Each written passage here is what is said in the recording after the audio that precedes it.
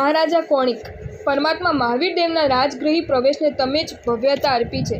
એનું વર્ણન શાસ્ત્રોના પાને પાને વાંચ્યા પછી મગજમાં આ વાત બેસતી જ નથી કે તમને મોતના મુખમાંથી ઉગાડનાર પરમાત્મા મહાવીર દેવના અનન્ય ભક્ત, શૈક સામકિતના માલિક, આવતી ચોવીસીના પ્રથમ તીર્થંકર અને તમારા ખુદના પિતા મહારાજા શ્રેણિકને એમની પાછલી વયમાં તમે જેલમાં ધકેલી દીધા છે અને જેલરના હાથે એમના બરડે તમે રોજ કોરડાના માર ઝીંકાવ્યા છે.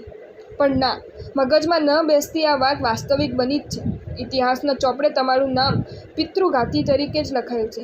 બાકી સમય તો એ હતો કે તમારી ખુદની માતાએ બાલ્ય વયમાં તમને ઉકરડે નાખી દીધા હતા અને ઉકરડામાં કૂકડાએ તમારા હાથની એક આંગળી પણ કરડી ખાધી હતી. અલબત્ત કારણ આની પાછળ એ હતું કે તમે ગર્ભમાં હતા ત્યારે તમને પિતાના હત્યારા થવાના એંધાન આપતા દોહદો તમારી માતાને ઉત્પન્ન થયા હતા. તમારી માતાને આ દોહદોથી ખ્યાલ આવી જ ગયો હતો કે તમે પિતા માટે ભવિષ્યમાં આફતરૂપ પુરવાર થવાના જ છો. એ સંભવિત અપાયથી બચવા જ તમારી માતાએ તમને ઉકરડે નખાવી દીધા હતા.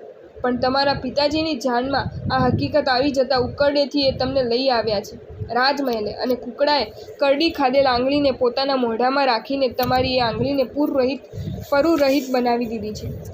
આવા ઉકાળી પિતાજીને પણ તમે એમની પાછલી વયે જેલમાં ધકેલી દીધા છે અને કોરડાના માર મરાવ્યા છે.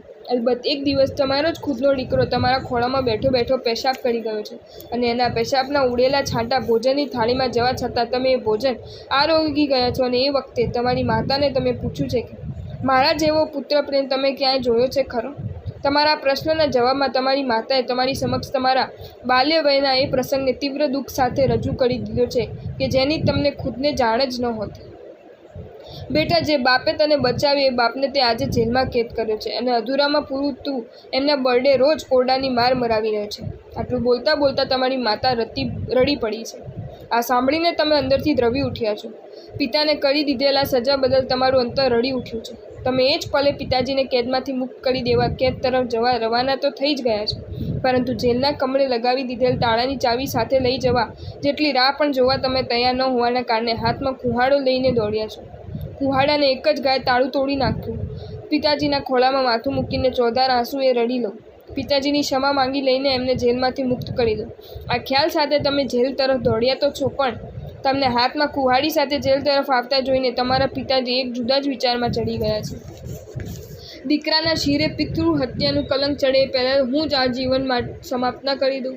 આ ખ્યાલ સાથે પિતાજીએ પોતાની આંગળી પર રહેલ વીંટીમાંનું ઝેર ચૂસી લીધું છે અને જીવન સમાપ્ત કરીને પરલોકના વાટે સંચરી ગયા છે. પણ મહારાજા કોણિક તીર્થંકરના આત્મા એવા તમારા પિતાજી પ્રત્યે તમારા અંતરમાં પ્રગટેલી દ્વેષના દાવાનળની ચિનગારી તમારા કોકભવમાં શ્રેણિકના જીવ દ્વારા હેરાનગતિ પામી ચૂકેલા તમે ત્યાં નિહાળું કરી બેઠા હતા કે તપના આ ફળ તરીકે આવતા જન્મમાં હું એનો વધ કરનારો થયો.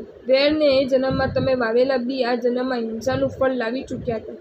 ઓહ, વેરની આ હદની ભયંકરતા! પ્રભુ, ક્રોધ, વેર અને હિંસાની ખતરનાક ત્રિપુટીને જન્મ આપી દેતા અપેક્ષા, આવેશ અને અહંકારની ત્રાસદાયક ત્રિપુટીથી દૂર રહેવામાં મને સફળતા મારા પુરુષાર્થથી નથી જ મળવાની. તારું શરણ એ જ મારી મોટી તાકાત છે. હું તારે શરણે છું. તું મને શાંતિ, સમાધિ, ઉપશમ ભાવની ત્રિપુટી આપી જ દેજે. જો તમને આ વિડીયો ગમ્યો હોય તો આ વિડીયોને લાઈક કરો અને મારી ચેનલ જૈન ફેક્ટ્સ એન્ડ સ્ટોરીઝને સબસ્ક્રાઈબ કરો. ધન્યવાદ.